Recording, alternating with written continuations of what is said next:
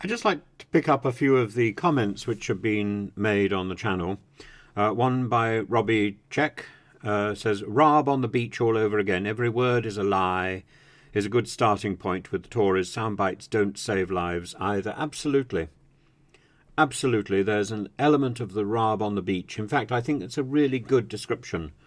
And James Cleverly, not Jason Cleverly, James Cleverly is very much part of that ooze of Raab on the beach. I think there ought to be an opera called Raab on the Beach. And his admission today that he didn't ask the Israelis to delay their assault, that he hasn't made an admission yet, but he doesn't appear to have asked for a humanitarian corridor. He doesn't appear to have asked for permission to bring British warships to the Gaza beach to try to aid the evacuation in that way. Instead, we're all down to relying on Egypt to open the Rafah crossing. It's extraordinarily complacent, and there are so many things that we could do. The story about the insurance problems of getting commercial airlines, of the British government chartering airlines to ferry out Israeli visitors, British citizens in Israel, British subjects caught in Israel.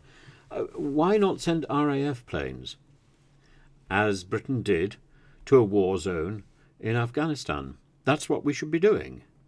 This idea that we negotiate with commercial airlines to put them at risk. We're a sovereign power with an army, with a navy, with an air force. Why don't we use them?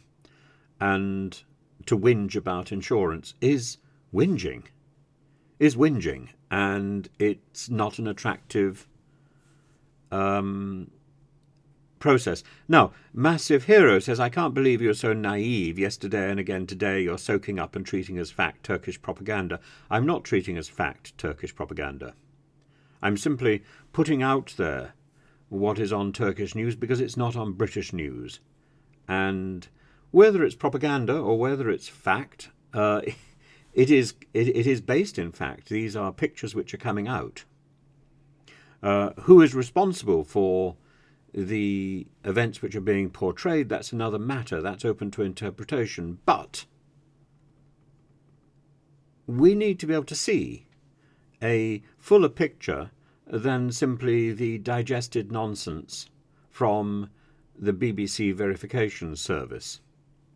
That is not the news as it happens. And as there are other channels disseminating information, I think we should see that. And I think in the same way as I was, as I do routinely check through Russian and Ukrainian telegram channels to see what's going on. I check Greek channels to see what's going on, Albanian and so on. I think if there is an opportunity to look at what other national news services are putting out, and then to compare that with what we're putting out in the UK, I think we should do that. Whether it's true or whether it's false, it doesn't make very much difference. I think we need to be able to see the information. And I'm not offering any imprimatur here. I'm simply trying to process the information, as are you. And so from that point of view, all I'm doing is inviting you into my head and saying, let's process this information together. Let's look at the various sources together. And let's try and draw some conclusions.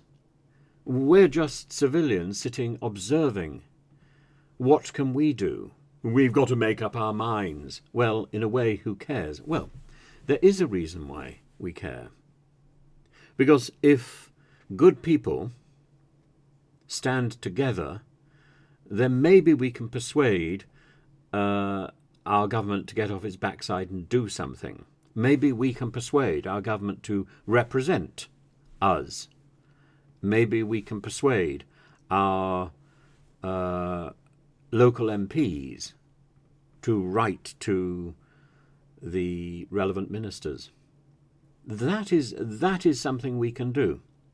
And I would say that's probably of significantly more effort than joining a march.